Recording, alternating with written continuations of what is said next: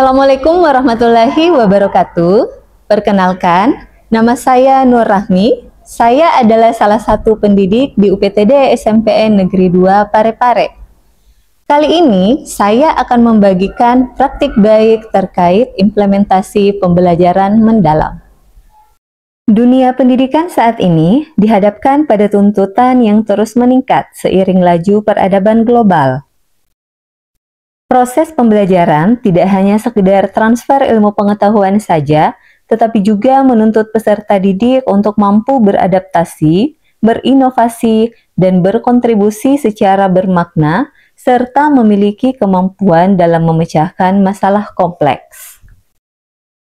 Pada mata pelajaran IPA, khususnya topik sistem saraf manusia, tantangan besar muncul karena banyaknya istilah-istilah asing yang bersifat saintifik, serta proses yang sifatnya abstrak, seperti pada proses penghantaran impuls. Kondisi ini menyebabkan pembelajaran menjadi pasif, motivasi menurun, dan hasil pembelajaran hanya sebatas hafalan dangkal, yang menghambat tercapainya pemahaman mendalam. Kali ini, saya akan membagikan praktik baik terkait implementasi pembelajaran mendalam pada mata pelajaran IPA kelas 9, materi sistem saraf manusia dengan menggunakan model pembelajaran PJBL. Silakan Nak, ketua kelas disiapkan dulu teman-temannya. Perhatian. Siap. Sebelum kita memulai pelajaran, alat baiknya kita membaca doa sesuai agama dan asik. Doa dimulai.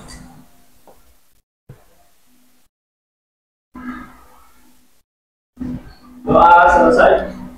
Beri salam. Assalamualaikum warahmatullahi wabarakatuh. Waalaikumsalam warahmatullahi wabarakatuh. Bagaimana kabarnya hari ini? Ya, jadi untuk hari ini kita sudah masuk ke topik pembahasan yang baru. Setelah kemarin kalian mengikuti ujian sumatif yang pertama, yaitu terkait pertumbuhan dan perkembangan pada manusia. Sebelum kita masuk ke pelajaran kita hari ini, adakah temannya yang tidak hadir? Siapa yang tidak hadir? Oke ya. Semuanya sudah berada di tempatnya masing-masing? Sudah. Ya, karena pertemuan kita hari ini berada di jam terakhir, saya ingin memberikan ice breaking dulu kepada kalian. Semuanya saya minta berdiri dulu semua. Tepuk fokus. Melihat, mendengar, sungguh-sungguh, fokus. Klap-klap. Klap bum. Bum-bum. Klap-klap. Klap bum. Klap. Pen. Adapun tujuan pembelajaran untuk proses belajar mengajar kita hari ini, yang pertama adalah murid dapat menjelaskan struktur sel saraf. Jadi sel saraf itu nama lainnya adalah neuron. Kemudian yang kedua, murid dapat membedakan jenis-jenis neuron berdasarkan fungsinya. Oke, semuanya silakan fokus dulu ke depan. Oke, coba Karina dilempar kembali. Ya, tadi ketika saya melemparkan gulungan kertas ini ke temannya, kira-kira apa yang dilakukan oleh temannya? Menangkap ya. Refleks menangkap benda yang saya lemparkan tadi. Otomatis dibandingkan dengan gerakan yang kalian lakukan tadi, ketika saya memberikan aba-aba, mana gerakannya yang lebih cepat?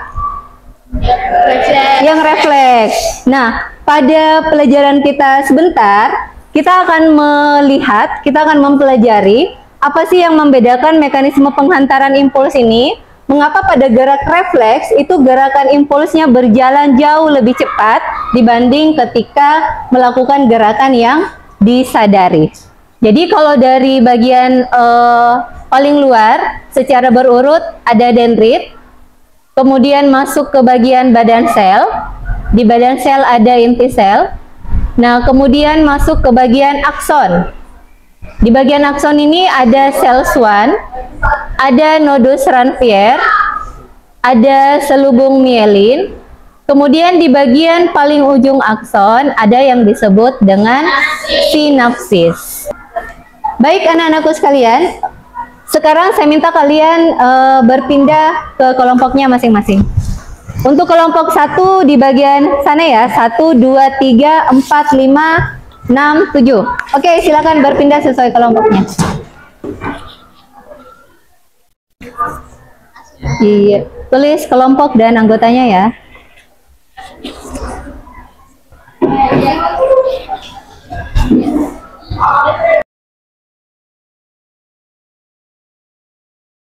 Satu saja. Ini yang dianalisis. Nah, kemudian buat diagram alirnya, pakai ini konsepnya, istilahnya.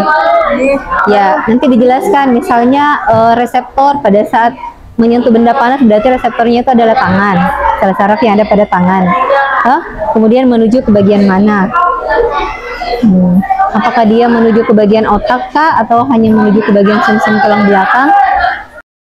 Untuk tugas proyek kali ini, setiap kelompok diminta untuk membuat diagram alir terkait proses penghantaran impuls berdasarkan kasus yang disajikan pada LKPD. Setiap kelompok akan bekerja sama dan berkolaborasi untuk memvisualisasikan proses penghantaran impuls dalam bentuk diagram alir dengan menggunakan aplikasi Canva. Selain itu, siswa juga akan berdiskusi di dalam kelompoknya untuk menjawab pertanyaan-pertanyaan yang terdapat pada LKPD. Assalamualaikum warahmatullahi wabarakatuh. Waalaikumsalam warahmatullahi wabarakatuh. Kenapa kami dari kelompok 2 akan mempresentasikan mengenai sistem saraf pada manusia? Setelah diskusi kelompok, maka akan dilanjutkan dengan presentasi kelompok. Masing-masing kelompok secara bergantian akan menampilkan diagram alir yang telah mereka buat di depan kelas. Baiklah anak-anakku sekalian, saya kira apa yang dipresentasikan oleh teman-temannya tadi sudah cukup memberikan perbedaan antara yang mana gerak yang disadari dan mana yang gerak refleks. Ya, untuk kasus 1 tadi di mana tangan tersentuh benda panas, berarti ini termasuk gerak refleks. Yang ditandai dengan aliran rangsangan itu tidak melalui bagian otak, tetapi langsung menuju ke bagian sumsum tulang belakang. Nah, beda halnya dengan kasus kedua, yaitu mendengar bel pulang sekolah. Nah, ini adalah gerakan yang kita sadari.